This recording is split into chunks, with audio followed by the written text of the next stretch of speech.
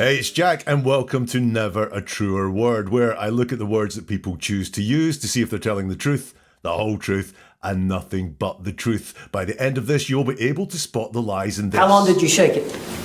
I don't know. But his hand was still out. Yes. Was he trying to get out? Forcefully, yes. Was he angry at you? Yes. Were you in fear? Always. Did you spot them?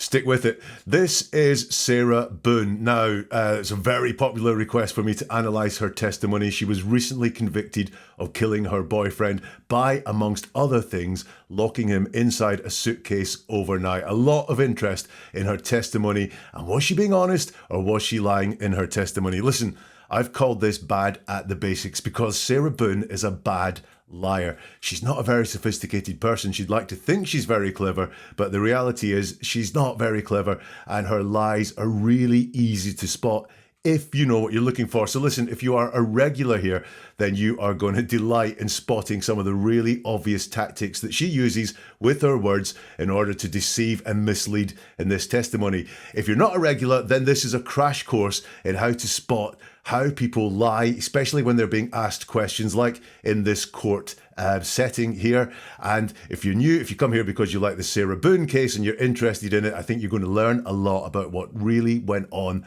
that night that she killed her partner. Things to watch for as we look at the testimony. Qualifiers. She's going to be asked questions.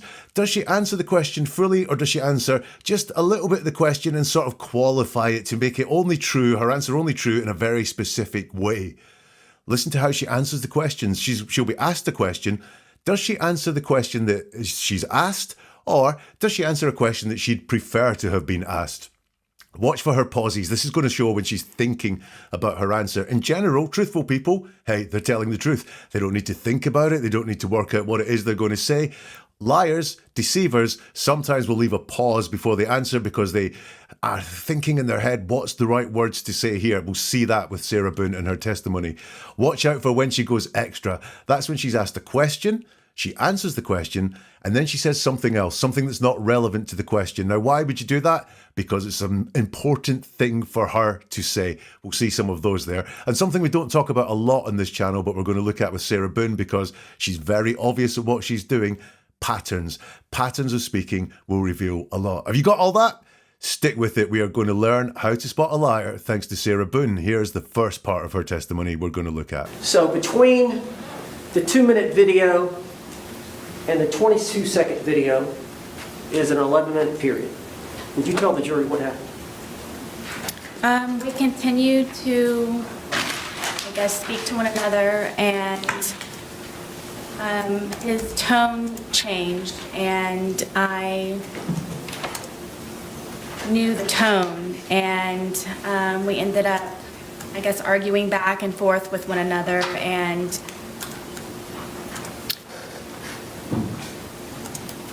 it was the things that he was saying very much frightened me, and cursing at me and threatening me. And did he want you to let him out of the suitcase? I'm sure so. Okay, go ahead, tell the jury. And it got very heated very quickly, and he continued to push on the suitcase, and my fear was that he was going to break out of the suitcase knowing that it was a broken suitcase. And his hand started to come through, his hand started to come through this way. And so I shook the suitcase, trying to get his hand to go back in, shaking it, and telling him that, please stop doing this. Please stop doing this to me. Please stop doing this to me. So his hand actually got out of the suitcase? Yes. And you went to the suitcase? Yes. And shook it? Yes. Did that force his hand to go back in? No. Right, so the first question she's asked there is between the 2-minute video and the 22-second video, so these were two videos that were brought up in evidence, there was an 11-minute period, which is not on video. Would you tell the jury what happened?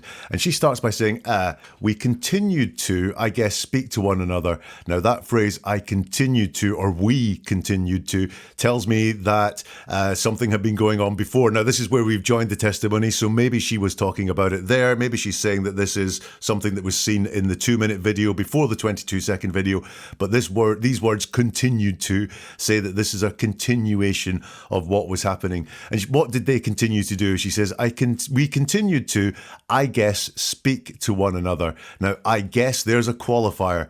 This is a very significant event in her life, and yet she's telling us she's guessing what happened. Or is she guessing what happened, or is she downplaying here? Speak to one another. Well, that sounds really nice and friendly, doesn't it? Yeah, we were speaking to one another. But as we'll see, and she does say that they argued, I think she's softening what happened here by putting I guess. We find it really hard to lie. Lying is just not something that comes very naturally to us, or most of us anyway. I think Sarah's one of those people. She's not a very good liar. She's not very used to telling good lies at all. So when she says I guess, she's kind of signaling to us, this is what I'm going to call it. This is what I'm going to label it, even though it wasn't quite speaking to one another. She says, I guess, speak to one another. And then she says, and this is that pause I was talking about. This is where she is deciding what to say next. When we're telling the truth, the words come out very easily. They just flow because we're telling the truth. We don't need to hide anything. We don't need to word anything carefully so that we get a good impression across. We just tell the truth. And here she does a lot of pausing, and she's signaling to us, I'm doing some thinking here. I'm going to try and phrase the next bit with words that will work well for me. And is where she's thinking. And if you look at this answer, she says, and the tone changed. And I, and then there's a long pause, knew the tone. And again, thinking, we ended up arguing back and forth. And a long pause while she thinks about what it is that she wants to say. And cursing at me. So there's a lot of thinking going on here. So we know she's thinking about what she's saying. Now, that doesn't necessarily mean there's a lie coming. If someone pauses and thinks about what they're going to say, it doesn't mean there's a lie. What it means is, what comes next is very important to them. They're quite sensitive to what they're going to say next, and they want to make sure that it's worded correctly. Now, if you're in court, if you're giving testimony, if you're charged with murder, then why are you thinking very carefully about what it is you're going to say? She talks about the tone here. She says, the tone changed, and I knew the tone. Really interesting here, because that might at first listen sound like it went from speaking to arguing. The tone went from we were speaking to arguing, and I knew the tone. So I knew this was a dangerous tone that was coming up. I knew this is when my boyfriend was really angry with me, when he would get aggressive or anything like that. Only she doesn't say that. She just says the tone changed, and I knew the tone. She doesn't say what the tone changed from, what the tone changed to at all. And she knew the tone. She doesn't say what she recognised the tone as, or this was the tone that indicated I was in danger. She doesn't say any of those words. To me, she doesn't have the authentic experience here to talk about the tone changing to something she was scared of, something she was frightening of. It's the tone changed. And you'll notice it's not her boyfriend Jorge's tone that she's talking about at all. It's just a tone. Just a tone. No one owns this tone. She's thought about it very carefully, but she's not saying his tone changed. It's the tone changed. She says, we ended up, I guess, arguing back and forth. So we've got that I guess again. And we ended up. Now that's a jump in time. So Sarah Boone is storytelling here. She's jumped something out because when you say we ended up, think about it. You just sort of are leaving out part of the story. Did you have a nice night last night? Yeah, but we didn't go to the bar we wanted to. We ended up in that new one. That means you're cutting out all the parts that say why you didn't go to the bar but went to the new one.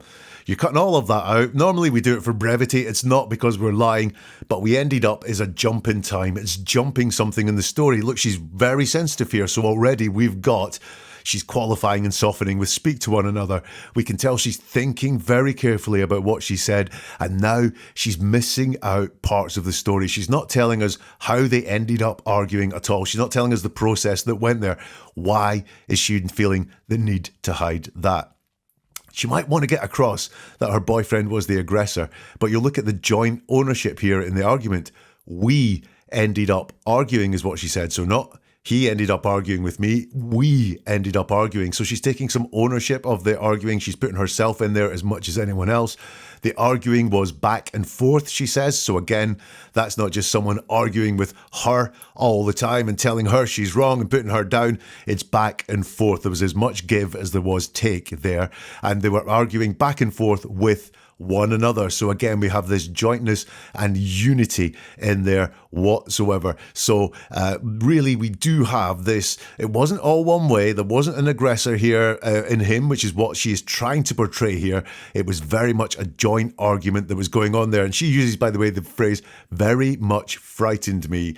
Persuasive. She can't just say she was frightened. It's very much frightened me. Very much. I want you to believe it wasn't just frightening, it was very much frightening. I wasn't just frightened, I was very much frightened. And even that phrase, the things he was saying very much frightened me and frightening me. She doesn't say she was afraid. It wasn't everything that was frightening her. The situation wasn't frightening her. It was the things that he was saying frightened her. Again, I don't think she was as frightened as she would like us to believe. She's asked, did he want you to let him out of the suitcase? And her reply is, so more thinking time. I'm sure so. Now, this is a yes or no question. Did he want you to let him out of the suitcase? Can be answered with yes or no, or I don't know. It would be another possible answer. And she doesn't use the words yes, no, or don't know there at all. It's I'm sure so. Why not just say yes? Because if she's sure, then it's a yes. But I think this is distancing that she's doing here. She can't just say yes, because that makes it really obvious that she didn't let him out the suitcase. That makes her an aggressor.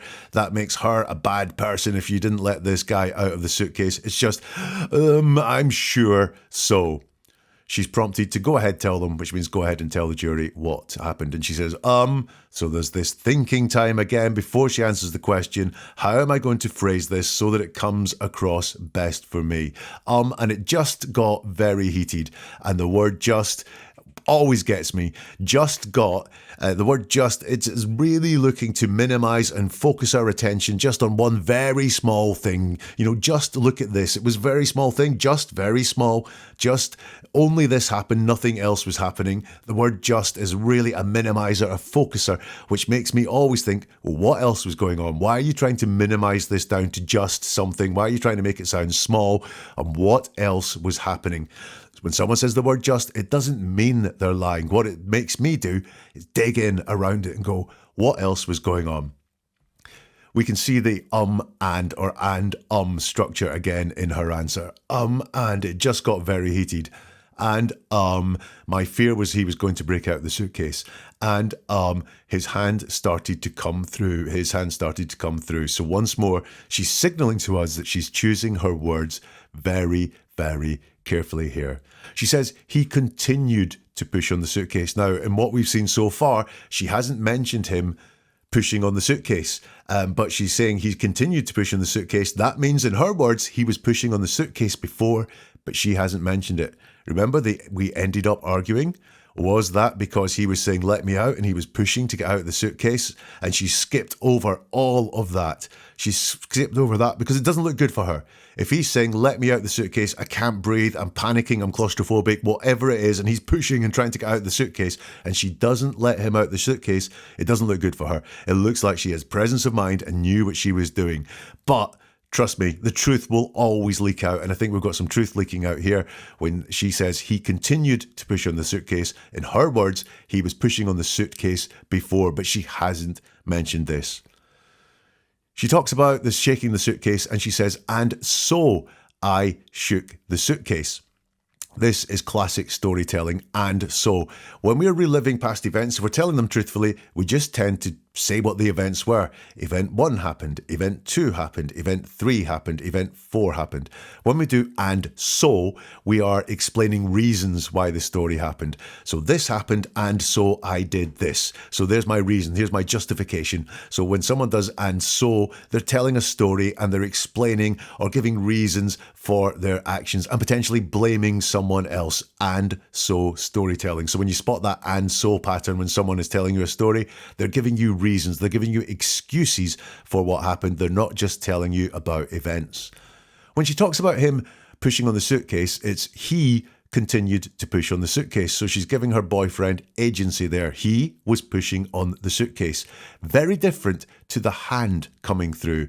His hand started to come through. Now, in those words, the hand's almost acting on its own. It's not he put his hand through, it's his hand started to come through, as if the hand has a life of its own and it is working on its own. Well, we know that can't be true. So she's taken away the agency from him of his hand coming through. Did it come through? You know, really, did it come through? And it's his hand started to come through as well, by the way. So that's interesting. It's not his hand came through or he stuck his hand out the suitcase. It's only started to come through the suitcase. So why has she phrased it like that? Why is she not telling us that his hand came through? He pushed his hand through. It just started to come through before she, in her words, shook the suitcase. Not easy to say. Shook the suitcase. Try it. Right. But I really believe she did shake the suitcase because she says it 3 times. I shook the suitcase. I shook the suitcase. Shaking it, telling him that. I think we've just invented a tongue twister. She said it a lot better than me. But she said it 3 times. She really vividly described shaking the suitcase. So I really believe that happened. This is one of the most believable, honest things that she says there. And then we've got some interesting change in language. She says she was shaking it and telling him that, please stop doing this. Now that doesn't flow. Telling him that, please stop doing this. It would work if it was telling him that he needed to stop doing this. Telling him is a command, right? That's controlling language. I was telling him what to do. She says, telling him that, please stop doing this. So I think she pulls out of that controlling language because telling him very much makes her sound like she's in control of the situation. And then she repeats 3 times, please stop, which sounds nicer, doesn't it, than telling him. I was asking him nicely, politely, please stop, please stop doing this to me. Please stop doing this to me.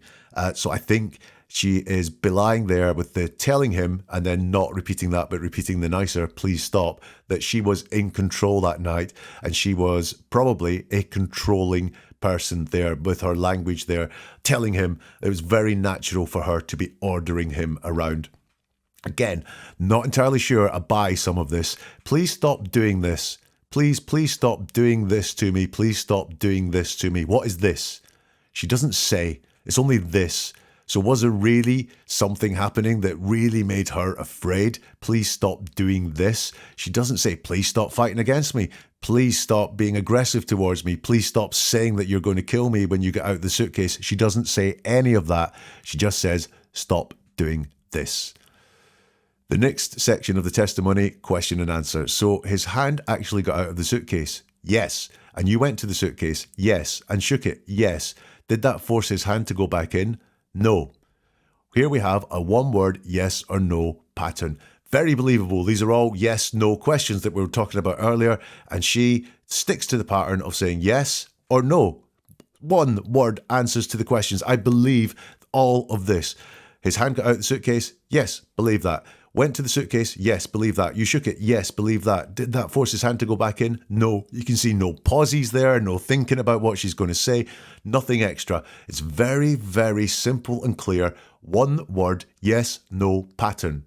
However, we're about to see that broken. So you're shaking it. Were you shaking it to try to get the suitcase, his hand back in? Yes. How long did you shake it? I don't know. But his hand was still out.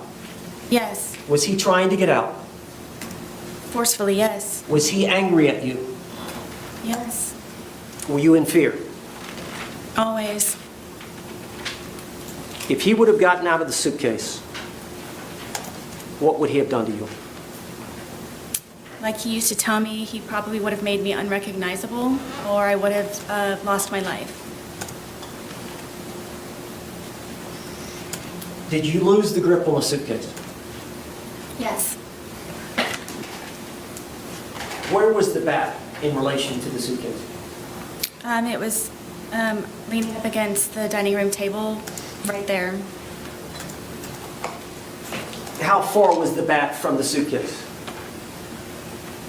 3 feet, 2 feet? Was his hand still out of the suitcase? Yes. So we can see that one word, yes, no, pattern going on again. So you're shaking it. Were you shaking it to try to get to the suitcase? His hand back in? She says, yes. How long did you shake it? She says, I don't know. Now, I don't know is, again, it's a valid answer to a yes or no question. And this maybe serves her a little bit. How long did you shake it? I don't know. Now, you think about, you could be shaking it for a short time. You could be shaking it for a long time. How long? Maybe she thinks, right, I don't know in exact seconds or minutes. So I'm going to say, I don't know. That might serve her well, but it is also believable in the context of what's there. She could have said, just a short time, and I would have gone just. I'm picking on that. She could have said quite a long time. I'd have gone quite. What does that mean? But she goes with I don't know. It's a safe answer, but I believe she means I don't know the precise duration that I was shaking it. But his hand was still out, and she says yes. And was he trying to get out? She says forcefully yes.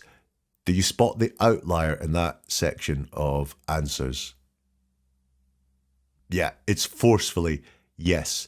It's not just, was he trying to get out? Yes. It's not just, was he trying to get out? No. It's forcefully yes. She's added the word forcefully in there. That means it's extra. Why is it extra? It's important for her to get across some impressions, to put something to us that is not quite in the question. She's not asked, how forcefully was he trying to get out? She's asked, was he trying to get out? And she says, forcefully, yes. So she wants us to believe that he was doing this forcefully, right? That's an impression that it's important that to her that we get, or the jury gets, if you like, that he was an aggressor.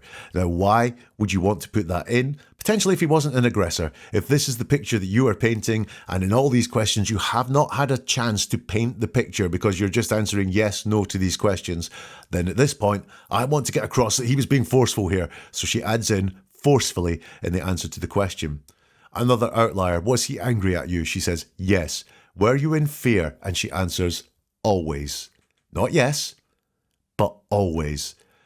Now, she was in fear at that time, and that's very important because part of her defense will be, look, I was in fear for my life, therefore what I did was justifiable, because if I did what many would consider the right thing and let him out the suitcase, I feared for my life. That's part of her defense.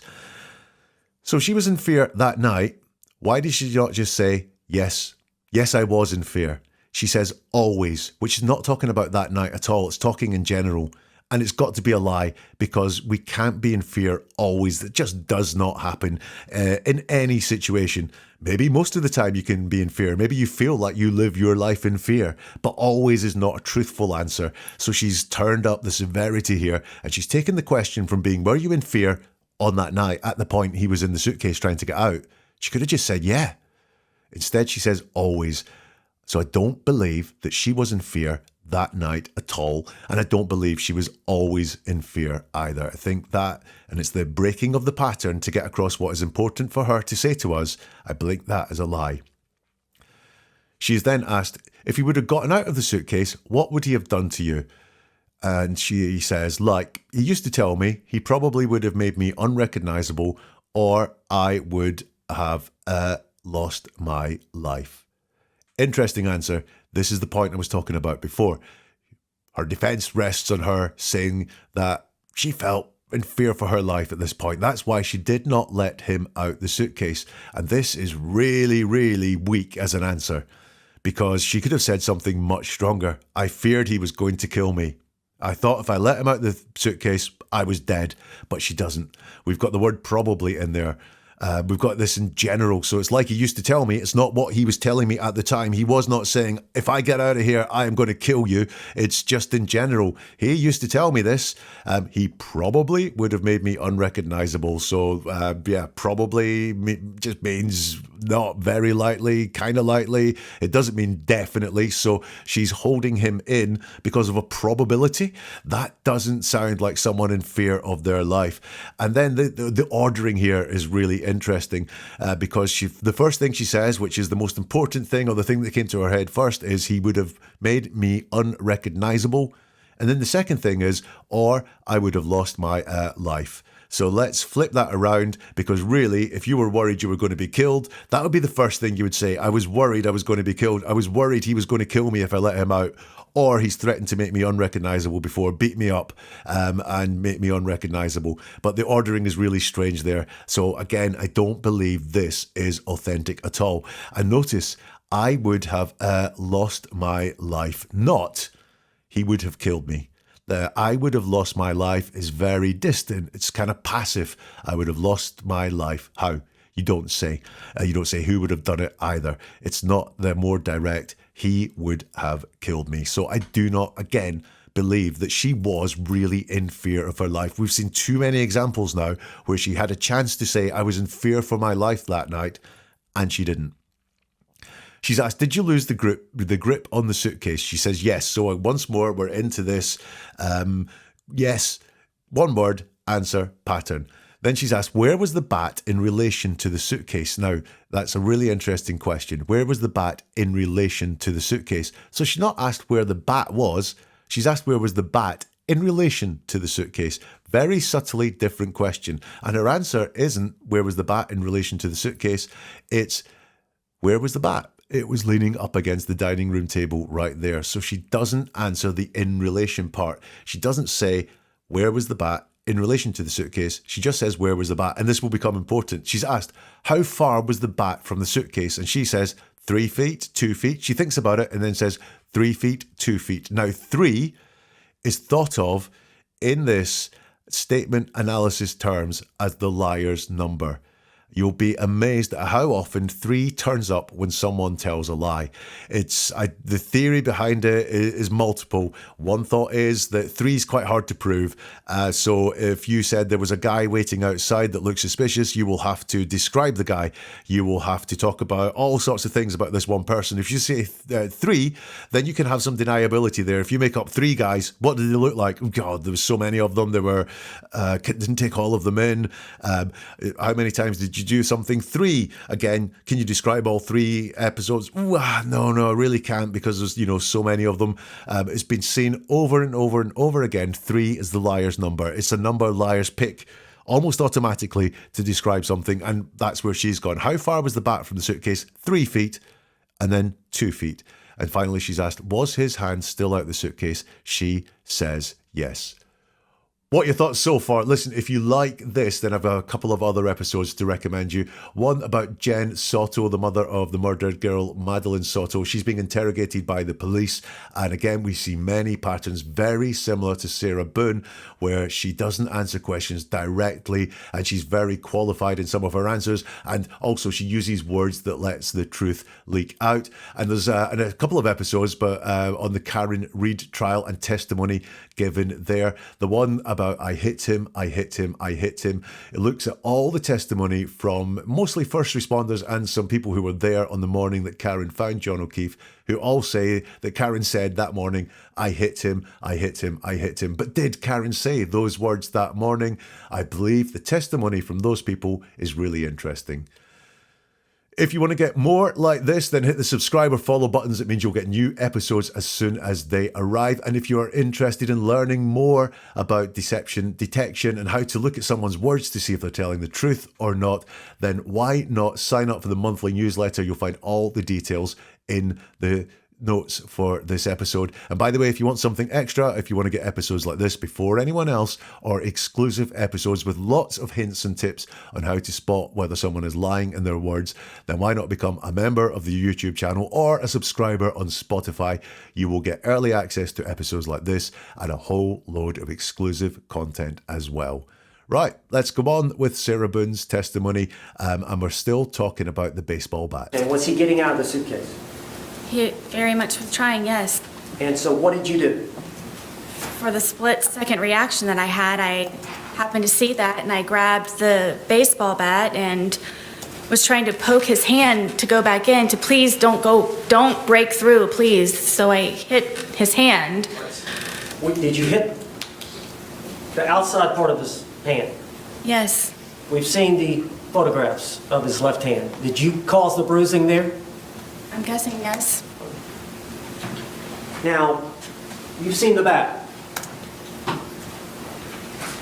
It's a youth bat. Yes, I bought it for my son.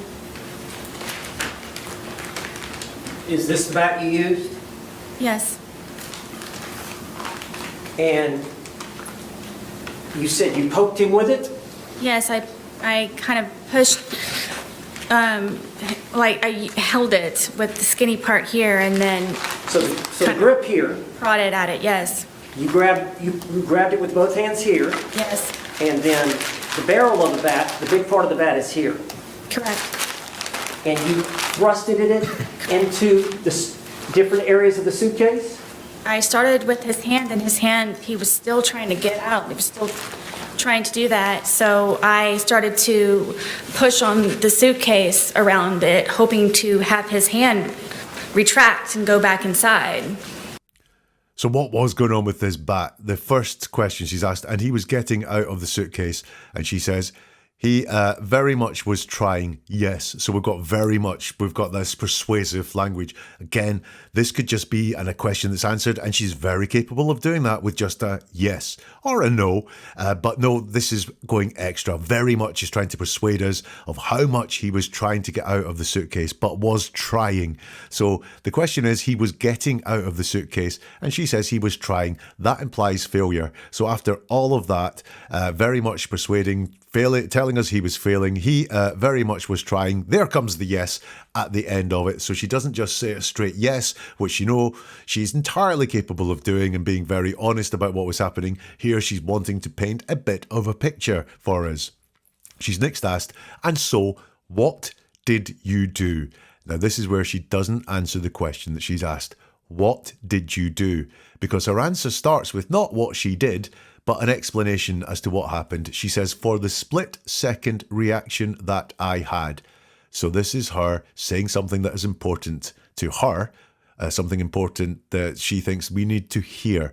For the split-second reaction that I had. So she wants to convince us here that she didn't have a lot of time to think about it. Again, this is trying to get across that she was in fear and acting out of fear, and she only had a split second to make a decision. It might not have been a great decision, but it happened because she only had a split second to make this decision.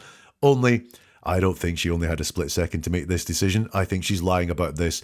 I think she's lying because when she's lying, she lies to us. She puts it all out there. She's not trying to hide things. In fact, she's trying to construct things. So for the split second reaction that I had, is trying to persuade us that this wasn't premeditated in any way whatsoever. It was a split second and she had to make a reaction. That thought for mine is further bolstered by, I happened to see that. I think she's talking about the baseball bat. I happened to see that. It's casual. It's, I didn't know what to do. I was in so much fright. I was in so much fear. I was panicking. And then, wow, I just happened to see the bat. I don't believe the bat was not thought about beforehand. In fact, I don't believe the bat was 3 feet away and she just happened to see it at the corner of her eye. She's been too persuasive that the bat was very handy, that she thought about the bat in a split second, and she just happened to see it. That wasn't in her mind to use the baseball bat at all.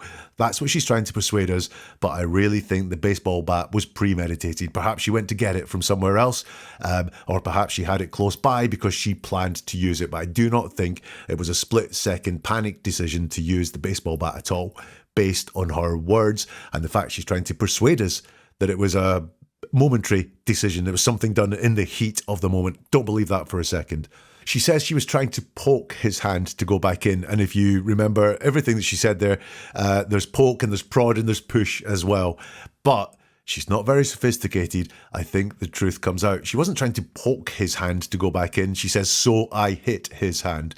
And you notice that her attorney here is trying to use words like poke and prod and push. And they've probably agreed, don't use the word hit. Don't say that you hit him. You were prodding him. You were pushing him. You were poking him. Don't use hit. But she's not very smart. And so therefore, so I hit his hand comes out. And it's so I hit his hand. The so is saying there was a reason. It's this and so storytelling again. Hey, very straightforward and direct. I hit his hand.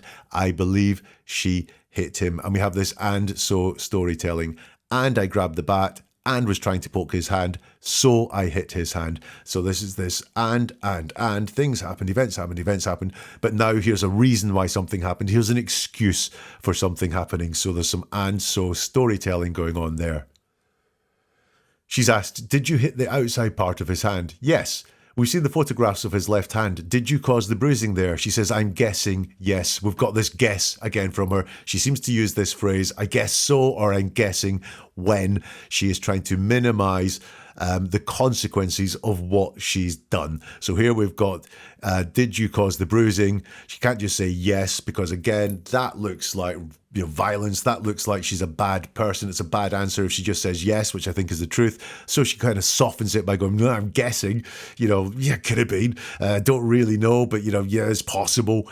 I'm guessing yes. I think the answer is yes. I think she whacked him with the baseball bat on the hand. That's what caused the bruise. And now she's trying to soften it by kind of saying, well, I guess that's what's happened. You've seen the bat. It's a youth bat. She says, yes, I bought it for my son. Now, once more, this could just fall into that really nice yes-no pattern that she has when she's being honest. It's a youth bat. Yes. But she goes extra. I bought it for my son. And this is a resume statement. Look at all the good that's in this statement. I'm a mother. Look, I've got a son, just in case you don't know or in case you've forgotten. I'm a mother. I have a son and I bought it for my son. So I'm not just a mother with functions or a title of being a mother. I'm a nice mother. I bought a baseball bat and an age-appropriate baseball bat for my son. Such a subtle thing, but so important for her to get across and so important for us to notice. She could have just said yes, but she's in image management mode. She's doing resume statements here. I'm a mother and I'm a nice mother because I buy baseball bats. And then we get back to pushed and poked. And you said you poked him with it. Yes, I kind of pushed, like I held it with the skinny part here. And then, so she says, I kind of pushed. Well, what's kind of pushing? Did you push it or did you kind of push it? I.e., did you hit him? Was it a hard push? Was it a really hard push? Or was it just a little nudge? No, you kind of pushed. So again, we're not dealing with the most sophisticated person here. Look, I'm not qualified to diagnose, but I think she's got some developmental issues going on there. She's quite childlike at times. And children, rubbish liars, very easy to spot their lies using some of the techniques that are used here. I kind of pushed. So you didn't push. You're kind of pushing. You're telling us here, you're changing the words. You're not saying what really happened. You're telling us what kind of happened.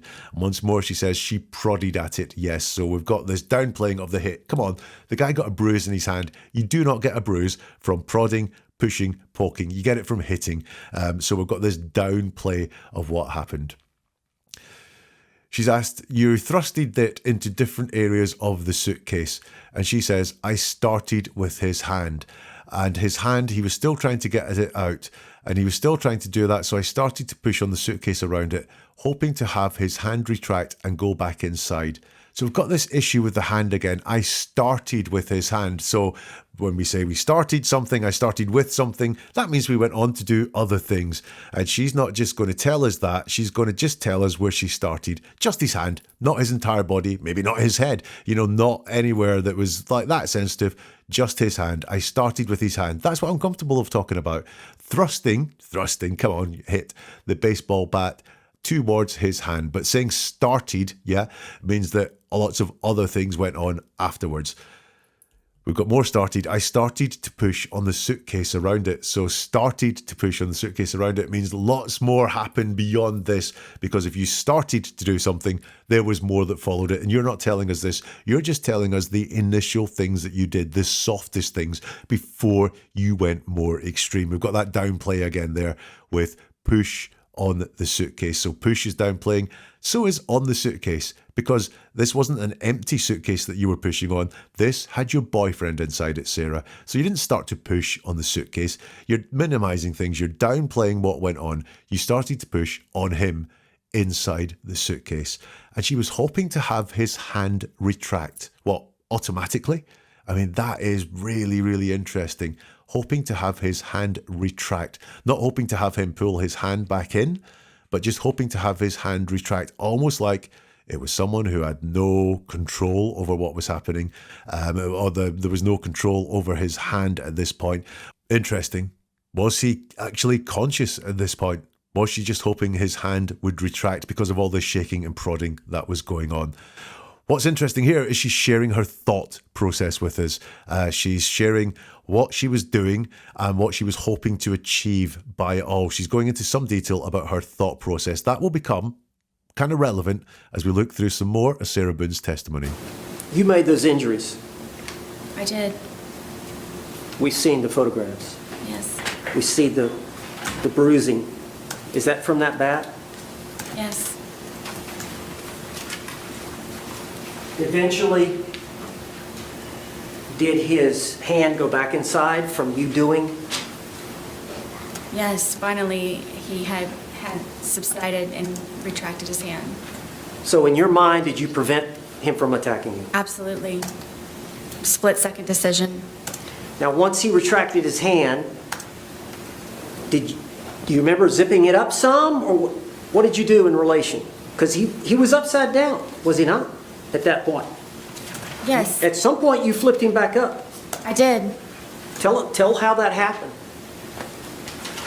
He wasn't cursing. He wasn't threatening. His hand was inside foremost. There was no more of him trying to break through the suitcase. So I felt safe enough to turn it back over. It wasn't happening anymore. She's in her pattern again. You made those injuries, I did. We've seen the photographs, yes. We see the bruising, is that from the bat? Yes. We've got that simple 2 words with I did, honest approach to answering the questions. She's then asked, eventually did his hand go back inside from you doing, and she interrupts, says, yes.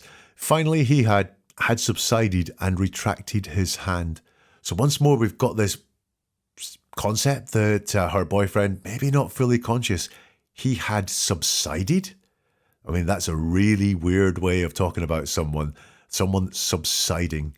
I mean, what is subsiding? Slumping, collapsing. But he had subsided.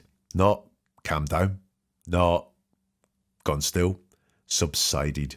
Really strange word to use. Now, here's a crucial question. So in your mind, did you prevent him from attacking you? Like I've said before, this is a very crucial question, because if it was self-defense, if she was doing what she did to protect herself, then that's a lot of her defense in court. It's a very crucial question. So in your mind, did you prevent him from attacking you? And she moves away from yes, no answering here. The first word she says is absolutely. Never believe someone when they say absolutely. Dig into it a little bit more. I'm not saying every time you hear absolutely from someone, it's a lie. What I am saying is when someone says absolutely, look at the words around it, because it's not a yes. It's like a super yes, but there's no such thing as a super yes. Yes is as certain as it gets. So they really want to persuade you with their answer. It's not just yes, it's absolutely. Why not just say yes? Why do they want to go that extra and persuade you, like here, that she thought that what she did prevented him from attacking her? Absolutely. So absolutely puts you on alert for deception. And then the next thing, split second decision. She wasn't asked about the decision at all. Did you prevent him from attacking you? Absolutely, split second decision. Her second mention of this split second decision. So for me, this is a constructed answer. It's a lie answer to get across the point that she wants to get across, that she thought she was going to be attacked, and what she did, locking him in a suitcase and batting him with a baseball bat, prevented this attack. But absolutely says to me, nah, you're trying to persuade me of something here. And split second decision, you were not asked how quick a decision it was that you made. You want to get across that you acted on instinct, you acted out of fear. So you tell us split-second decision, even though it's irrelevant to the question you were asked. Next, she's asked, once he retracted his hand, do you remember zipping it up some? What did you do in relation? Because he was upside down, was he not, at that point? And she says, yes.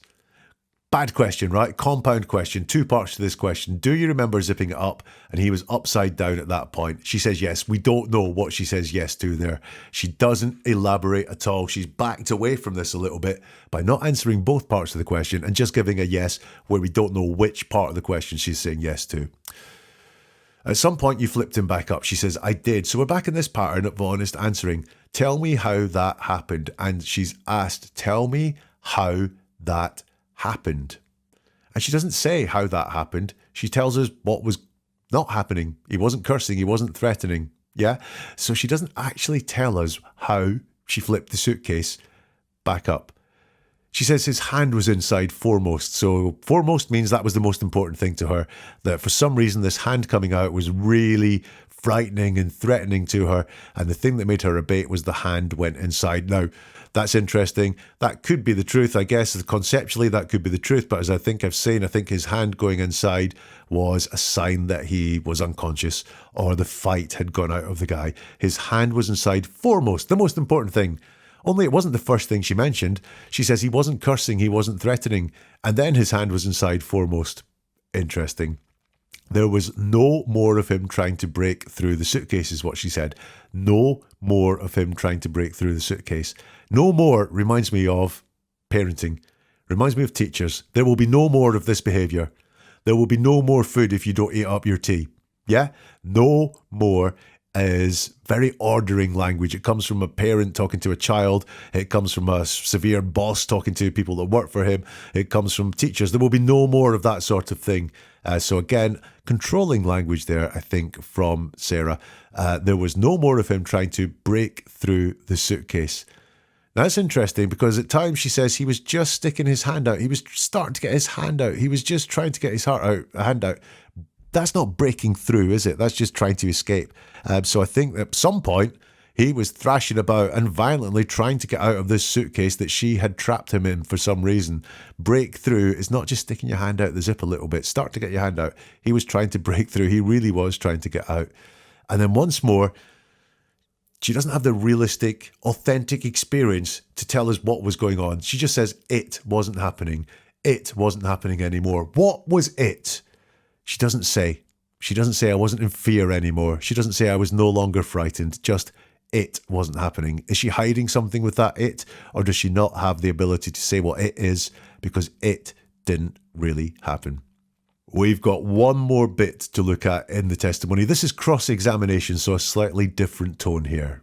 So what was your level of intoxication at this point in time when the first video was filmed at 11:12 p.m.? Do you mean from lack of sleep or alcohol? From the alcohol. What was my level? What were you feeling? Did you have trouble with your balance? I was more tired than anything. Did you have trouble with your balance? I don't believe so. So you were able to flip a suitcase over with a 100-pound man in it, right? I mean, yes, it happened. Okay. How about your speech? Do you feel like your speech was slurred? Clearly.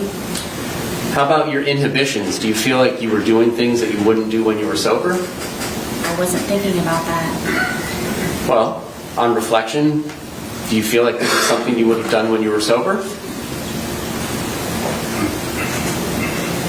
I didn't know me and George. So this is all about her drinking there. She's asked, so what was your level of intoxication at this point in time when the first video was filmed at 11:12 p.m? She says, do you mean from lack of sleep or alcohol? She's told from the alcohol. She says, what was my level? Question mark. Questions to questions. Questions she does not want to answer. So again, Very much like we saw before, she needs thinking time to construct the words to say what it is that she wants to say that gets across her story, her image that she wants to portray, her version of events. And those words don't just fall into our heads unless we're extremely fast thinkers. Most of us need some time to work on those words, and that's what's happening here. She heard the question fine. We know intoxication from lack of sleep. No, intoxication does not come from lack of sleep. It comes from alcohol. So this is a stupid question. You're not trying to clarify anything here. You're buying thinking time. Then she's asked, from the alcohol, well, what was my level? Well, yeah, what was your level was the question that was asked. What was your level of intoxication? So you did hear that. So this is all about her not wanting to go.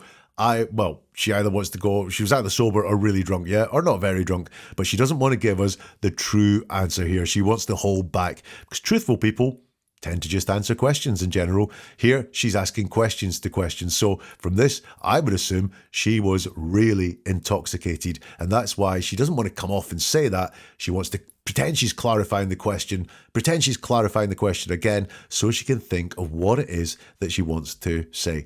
She's asked, what were you feeling? Did you have trouble with your balance? And she says, I was more tired than anything. Well, that doesn't answer the question. Did you have trouble with your balance? Yes? No?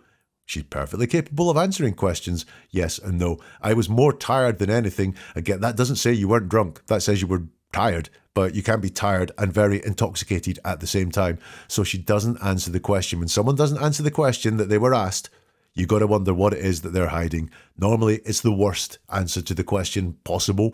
So, did you have trouble with your balance? I think the answer is yes. Did you have trouble with your balance? She's asked to clarify, and she says, I don't believe so. So, this is not no. This is not yes. This is a very vague, I don't believe so. Remember earlier, she was talking about how she knew it was a split-second decision and about all this prodding, and the reason behind the prodding was to get this hand to retract. All of a sudden, that perfect recall of the night and her thought processes and what was going on, the split-second decision, is all gone, because it serves her for it to have all gone at this point and for her to say, I don't believe so. So I think she was drunk. She had problems with her balance. She's asked, so you were able to flip a suitcase over with a 100-pound man in it, right? And she says, I mean, yes, it happened. And this is, again, when something's put to her that's kind of undeniable because there's facts and other evidence that back it up. She can't just say yes. She has to do this softening. So very much like we saw, I guess so, earlier. This is, I mean, yes, it happened. The same with the answer to the question. Okay, how about your speech? Did you feel like your speech was slurred? She can't say, yeah, it was. She says, clearly. I think she's referring to the fact that we can hear her speech in the video and it is slurred, but she can't just say yes and be honest and open. She's very closed off and very guarded. Why would that be? One of the reasons for that is when you're lying. How about your speech? Do you feel like your speech was slurred? Clearly, she says. Next, she's asked, what about your inhibitions? Were you doing things that you wouldn't do when you were sober? And she says, I wasn't thinking about that. So she's telling us what she wasn't thinking about, but that she's not asked in the moment. In the moment, did you think that? She's asked now, do you feel like you were doing things you wouldn't do? And she says, I wasn't thinking about that. So once again, boom. It's all gone. This perfect recall she had on the night. She wants to say that this was a sharp decision made at the time, fully compos mentis, not intoxicated. She was in fear. Alcohol played no part in this. This was, something that really went on, and she's dodging that. I don't get this bit at the end. Do you feel like this is something you would have done when you were sober? And she says, I didn't know me and Jorge. So there we go. Sarah Boone.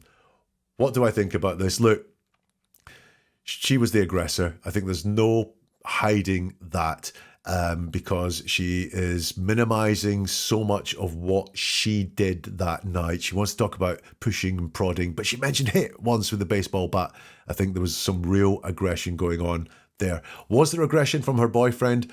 We don't know. We weren't there. But what I have to say is that everything she talks about on that night, aggression from the boyfriend, it doesn't stack up. Nothing she says about it is realistic. She talks in general terms about her always being frightened, which is like much, much wider than that night, that situation she was in, but she doesn't talk in very authentic terms at all about him having any aggression on the night, about her having fear for her life that night. So nothing she says about him being aggressive stacks up in the words that she says. And by the way, the other thing was the baseball bat was not a split-second decision. I don't believe that.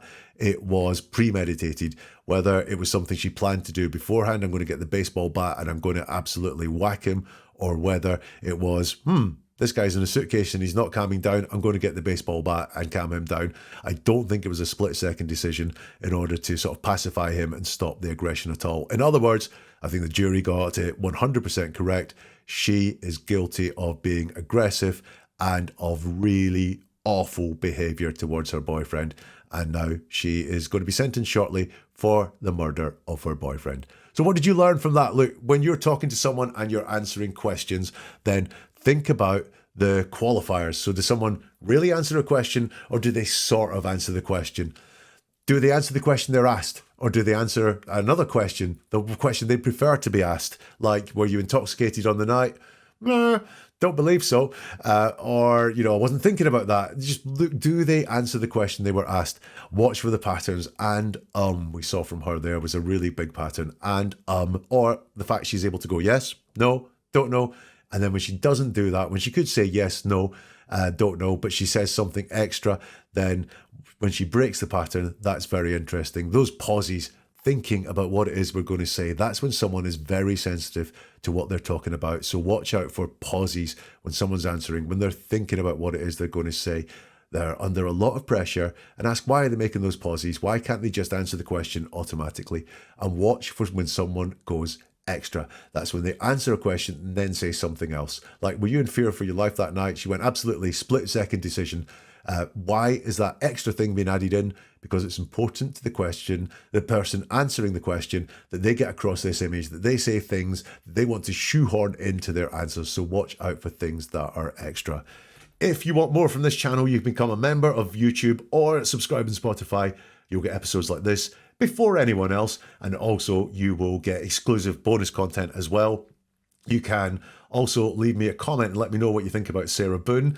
You can do that here on this platform if you can, or you can get in touch on social media. All the links are in the show notes as well. And please, if you've enjoyed this and if you think there are more people that would like to see Sarah Boone broken down and her lies exposed, then do press the like button. That helps this get out to a lot more people, or share it if you want as well. Neveratruerword.com is the website, and there you will find more video analysis like this, including the ones of Jen Soto and Karen Reed's trial that I mentioned. You'll also find more podcasts, and as I said, you can sign up for the newsletter, neveratruerword.com, and we'll see you soon for something new from Never a Truer Word.